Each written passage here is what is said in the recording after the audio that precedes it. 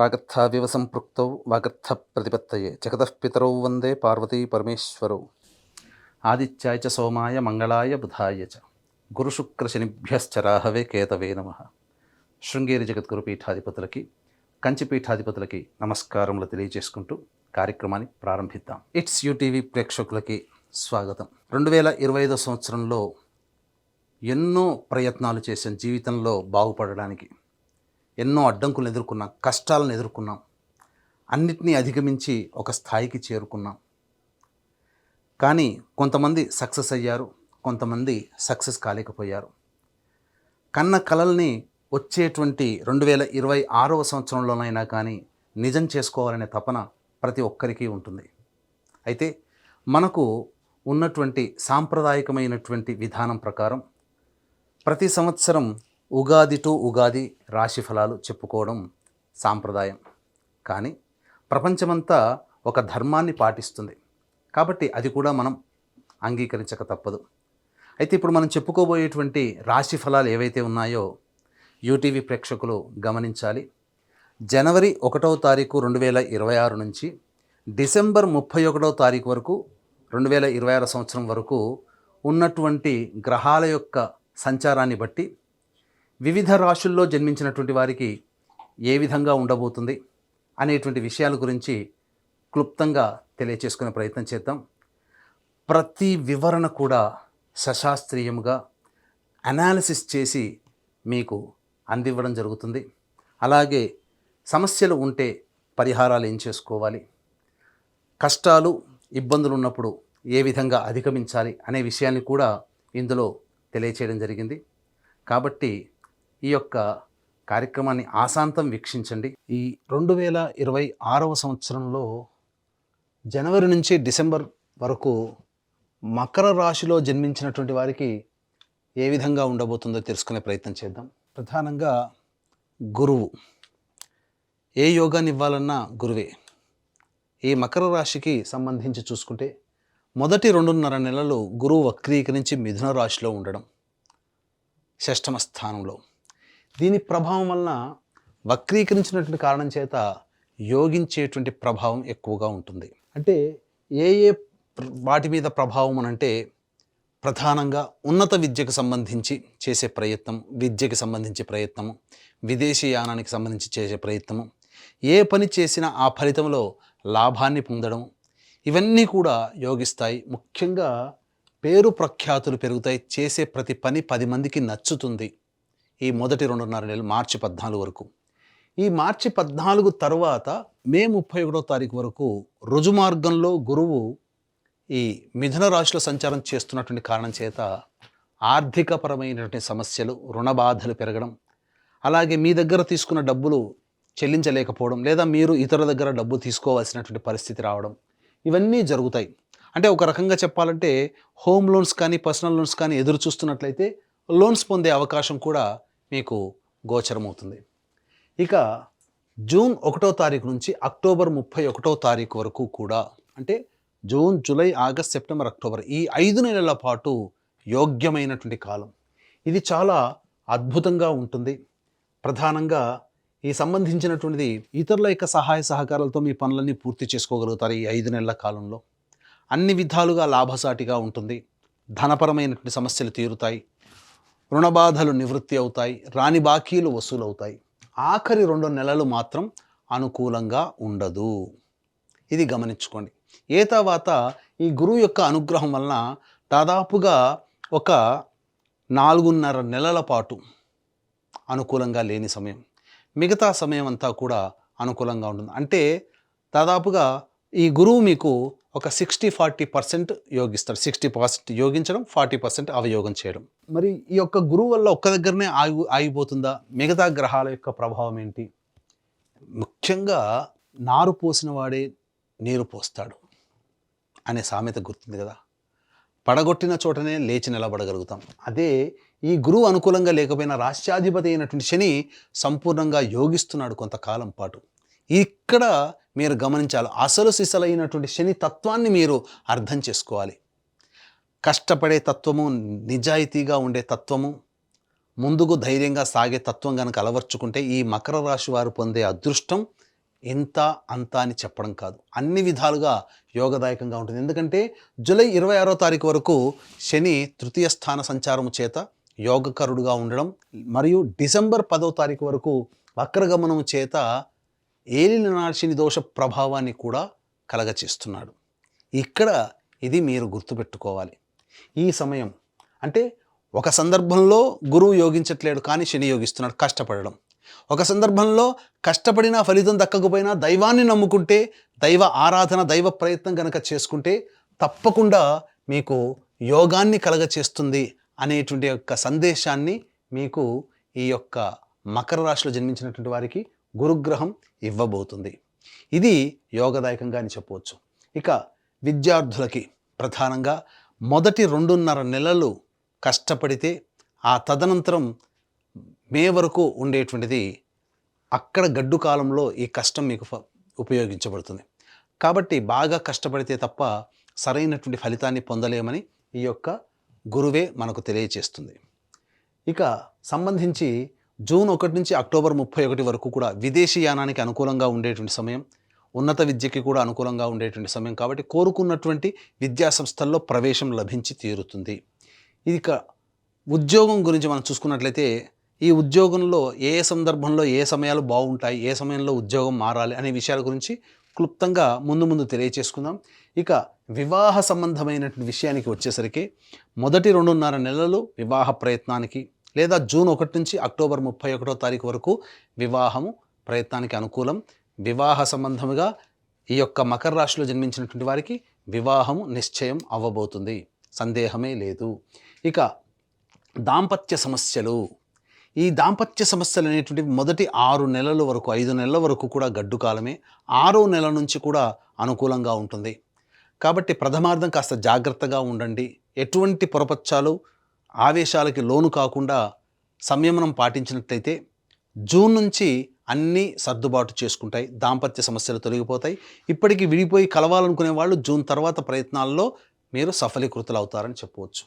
ఇక ఆరోగ్య విషయంలోకి వచ్చేసేసరికి ప్రధానంగా ఇటు ఏప్రిల్ మే మంత్, మార్చి 15వ తారీఖు నుంచి ఏప్రిల్ అండ్ మే మంత్ వరకు గురువు అనుకూలంగా లేడు. కానీ ఆయుష్కారకుడైనటువంటి శని అనుకూలంగా ఉన్నటువంటి కారణం చేత ఎటువంటి అనారోగ్య సమస్యలు వచ్చినా తట్టుకొని నిలబడగలుగుతారు. కానీ శని వక్రీకరించి తర్వాత గురువు నవంబర్ డిసెంబర్ మాసంలో సింహరాశిలో సంచారం చేస్తున్నట్టు ఈ కారణం చేత ఆ ఆఖరి 2 నెలలు మాత్రం అనారోగ్య సమస్యలు వస్తాయి. గడ్డు కాలమే ఆరోగ్యపరంగా అని చెప్పవచ్చు. కాబట్టి జాగ్రత్తలు పాటించండి.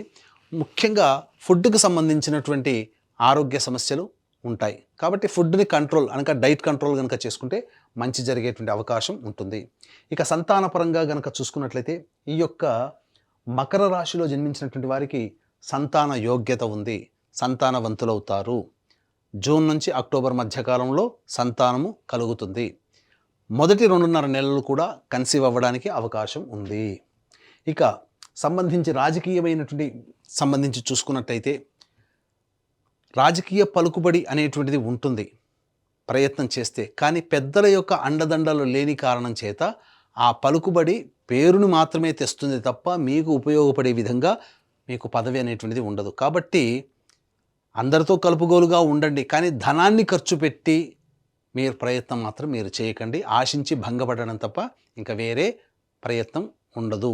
కాబట్టి జాగ్రత్తగా పాటించండి. ఇక వ్యాపారానికి సంబంధించినటువంటిది కనుక వచ్చినట్లయితే ఎడిబుల్ ఆయిల్స్, అలాగే ఆటోమేటివ్ రంగము మరియు గ్రౌండ్ ఆయిల్స్ అనగా కిరోసిన్, పెట్రోల్, డీజిల్ వంటి వ్యాపారంలో ఉన్నవాళ్ళు, చర్మ మరియు తోలు సంబంధమైన వ్యాపారస్తులు, ఇనుము సంబంధమైనటువంటిది ఇటుక, మట్టి, ఇసుక సంబంధించినటువంటి వ్యాపారస్తులు, ప్లాస్టిక్ ఇండస్ట్రీస్లో ఉన్నటువంటి వాళ్ళకందరికీ కూడా జూలై వరకు కూడా అద్భుతంగా ఉండబోతుంది. వాళ్ళ యొక్క వ్యాపారము అభివృద్ధి బాటలో ఉంటుంది. తదనంతరం కొంత కుంటుబాటుతనం తప్పదు. ఇక మరీ ముఖ్యంగా వ్యాపార విస్తరణ జూలై లోపల చేసే ప్రయత్నం చేసుకుంటే మంచిదని గమనించవచ్చు. ఇక ఈ సంబంధించినటువంటి restaurant, hotel business, general stores, tiffin centres, road side vendors, అలాగే తీర్థయాత్రలు, దైవ సంబంధమైనటువంటి వృత్తులు, వ్యాపారాల్లో ఉన్నటువంటి వాళ్ళు, కళాశాలలు, విద్యా సంస్థలు నడిపేటువంటి వాళ్ళు, బంగారు వ్యాపారస్తులు, ఎఫ్ఎంసీజీ ఫుడ్ సంబంధించినటువంటి వ్యాపారంలో ఉన్నటువంటి వాళ్ళకి మొదటి 4-5 నెలలు అనుకూలంగా ఉండదు. జూన్ నుంచి అక్టోబర్ వరకు అనుకూలంగా ఉంటుంది. మిగతా సమయాలు నవంబర్, డిసెంబర్ అనుకూలంగా ఉండదు. కాబట్టి ఏదైనా కానీ వ్యాపారం విస్తరింప చేసుకోవాలి లేదా వ్యాపారాన్ని ప్రారంభించాలనుకునే వాళ్ళు మీ యొక్క జన్మజాతకాన్ని దగ్గరలోని మంచి పండితుల చేత చూపించుకొని ప్రయత్నం చేసి అన్నీ అనుకూలిస్తే కనుక మీరు మొదలు పెట్టవచ్చు ఈ చెప్పినటువంటి సమయంలో అని చెప్పవచ్చు. ఇక కళారంగంలో జన్మించినటువంటి వాళ్ళకి పేరు ప్రఖ్యాతులు పెరుగుతాయి. అనగా సినిమా రంగము, టీవీ సీరియల్స్ రంగము, సోషల్ మీడియా రంగము, ఎలక్ట్రానిక్ అండ్ ప్రింటింగ్ మీడియా రంగంలో ఉన్నటువంటి వాళ్ళకి పేరు ప్రఖ్యాతులు వస్తాయి, కానీ దానికి తగ్గినటువంటి ధనం మాత్రం రాదు. మీకు ముందుగా అడ్వాన్స్ ఇచ్చి మీ చేత పని చేసుకొని ఎగ్గొట్టే వాళ్ళే ఎక్కువగా ఉంటారు. కాబట్టి అటువంటి వ్యక్తుల పట్ల జాగ్రత్తలు పాటించండి. మొహమాటానికి పోయి మొదటికే మోసం తెచ్చుకోకండి. కాబట్టి అన్ని విధాలుగా నిక్కచ్చితత్వాన్ని కళారంగంలో ఉన్నటువంటి వ్యక్తులు గనక ఏర్పరచుకుంటే చాలా మటుకు సేఫ్ సైడ్లో ఉంటారని చెప్పవచ్చు. ఇక ఈ యొక్క మకర రాశిలో జన్మించినటువంటి రైతులు ప్రధానంగా వాణిజ్య పంటలు వేసుకుంటే అద్భుతమైనటువంటి ప్రగతి ఉంటుంది. అలాగే శాస్త్రీయమైనటువంటి పంటలు కూడా అనుకూలిస్తాయి. కాకపోతే దిగుబడి పెరుగుతుంది, కానీ దానికి తగినటువంటి రాబడి అనగా ధనపరంగా కొంత నష్టపోతారు. ఎలా? దిగుబడి చాలా వస్తుంది. మీరు అమ్మే సమయానికి మీరు అనుకున్నది 10 రూపాయలు అయితే మీకు దక్కేది 3 రూపాయలు. ఇలా రాబడి తక్కువగా ఉంటుంది. కాబట్టి ఆచితూచి పెద్దల యొక్క సహాయ సహకారాలు సలహాలతో మీరు పంటలు వేసుకోండి, అన్ని విధాలుగా బాగుంటుంది. ఇక ఈ యొక్క మకర రాశిలో జన్మించినటువంటి స్త్రీలు ప్రధానంగా మీ కష్టం మీకే ఉంటుంది. పేరు ప్రఖ్యాతులు మామూలుగానే ఉంటాయి. ఇంతకు ముందులాగా గౌరవించినటువంటి సందర్భాలు ఇప్పుడు తగ్గుముఖం పడతాయి. అనవసరంగా మీ యొక్క సర్వీస్ని ఎదుటి వాళ్ళకి వృధాగా ధారపోయడమే కలుగుతుంది తప్ప మీకు వాటి నుంచి ఎటువంటి ఉపయోగాలు అనేటువంటివి కావు. అంతేకాకుండా సంతానవంతులవుతారు. వివాహానికి సంబంధించిన వివాహ ప్రయత్నాల్లో వివాహం జరిగి తీరుతుంది. అన్ని విధాలుగా యోగదాయకంగా ఉంటుంది కానీ మీకు ఉపయోగపడే విధంగా ఎవ్వరూ ఉండరు కుటుంబ సభ్యులతో సహా. కాబట్టి నిర్మోహమాటంగా వ్యాపారానికి సంబంధించినటువంటి ప్రయత్నాల్లో ఉన్నటువంటి వాళ్ళు ఎవరికి కూడా డబ్బులు అప్పుగా ఇవ్వకండి. ఇచ్చినట్లయితే మళ్ళీ తిరిగి తీసుకోవడం కష్టతరం అవుతుంది. ధనాన్ని నష్టపోయే అవకాశాలే ఎక్కువగా ఈ మకర రాశిలో జన్మించినటువంటి స్త్రీలు పొందుతారు. ఆరోగ్యపరంగా జాగ్రత్తలు పాటించండి. మోకాలు నుంచి పాదాల వరకు సమస్యలు అధికంగా ఉంటాయి. శస్త్రచికిత్సలు జరిగే అవకాశాలు ఈ యొక్క మకర రాశిలో జన్మించినటువంటి వారికి గోచరమవుతున్నాయని చెప్పవచ్చు. ఇక ఇంతకుముందు చెప్పుకున్నాం కదా, ప్రధానంగా ఈ యొక్క మకర రాశిలో జన్మించినటువంటి వారికి ఉద్యోగ సంబంధమైనటువంటి విషయాలు ఏ విధంగా ఉండబోతున్నాయి, ఏ సమయంలో చేసుకోవాలనేటువంటి విషయాన్ని మనం గమనించుకుందాం. ఇక ముఖ్యంగా ఈ యొక్క మకర రాశిలో జన్మించినటువంటి వారు మార్చి 14 నుంచి ఏప్రిల్ 13వ తారీఖు లోపల ప్రయత్నం చేయండి, ఆ సమయం. ఇక తదనంతరం జూన్ 15 నుంచి జూలై 15 మధ్యకాలంలో ఉన్నటువంటి సమయం. అలాగే ఈ యొక్క సెప్టెంబర్ 17 నుంచి నవంబర్ 15వ తారీఖు వరకు ఉన్నటువంటి సమయం ఉద్యోగ సంబంధంగా. మళ్ళీ చెప్తున్నానండి, మకర రాశిలో జన్మించినటువంటి వారికి మార్చి 14 నుంచి ఏప్రిల్ 13వ తారీఖు వరకు, అలాగే జూన్ 15 నుంచి జూలై 15వ తారీఖు వరకు, సెప్టెంబర్ 17 నుంచి నవంబర్ 15వ తారీఖు వరకు ఉన్నటువంటి సమయమే ఉద్యోగస్తులు నూతన ఉద్యోగం మారడానికి, నిరుద్యోగస్తులకి లేదా ఉన్న సంస్థల్లో అభివృద్ధిని అనగా ప్రమోషన్ పొందడానికి లేదా కొత్త సంస్థల్లో ఉద్యోగం వెతుక్కోవడానికి అనుకూలమైన సమయం. మిగతా సమయాలు అనుకూలము కావు. ప్రయత్నం చేసి భంగపడి ఇబ్బందులు పడడం తప్ప వేరే ఫలితము లభించదు. ఇక ఈ మకర రాశిలో జన్మించినటువంటి వారికి మార్చి వరకు కూడా ఎలాగో గురువు అనుకూలంగా లేడు కాబట్టి ఈ కారణం చేత సందర్భంగా కుజుడు కూడా అనుకూలంగా లేడు. కుటుంబ సభ్యుల మధ్య వాగ్వివాదాలు పెరుగుతాయి. ఏప్రిల్ నెలలో కుజుడు యోగిస్తున్నాడు. తద్వారా నూతన వ్యక్తుల పరిచయం అనేటువంటి జరుగుతుంది. మే 1 నుంచి జూన్ 19వ తారీఖు వరకు వాహన ప్రమాదాలు చోటు చేసుకునే అవకాశం ఉంటుంది. శస్త్రచికిత్సలు జరిగే అవకాశం ఉంటుంది. తల్లిగారి ఆరోగ్యం పట్ల శ్రద్ధ వహించాల్సినటువంటి పరిస్థితి. ఇక జూన్ 20 నుంచి ఆగస్టు 1వ తారీఖు వరకు సంతాన మూలకంగా చిక్కులు, సమస్యలు, ఖర్చులు, ఇబ్బందులు అధికంగా ఉంటాయి. ఆరోగ్యపరంగా కూడా జాగ్రత్తలు పాటించాలి. ఆగస్టు 2 నుంచి సెప్టెంబర్ 17వ తారీఖు వరకు అనుకూలంగా ఉంటుంది.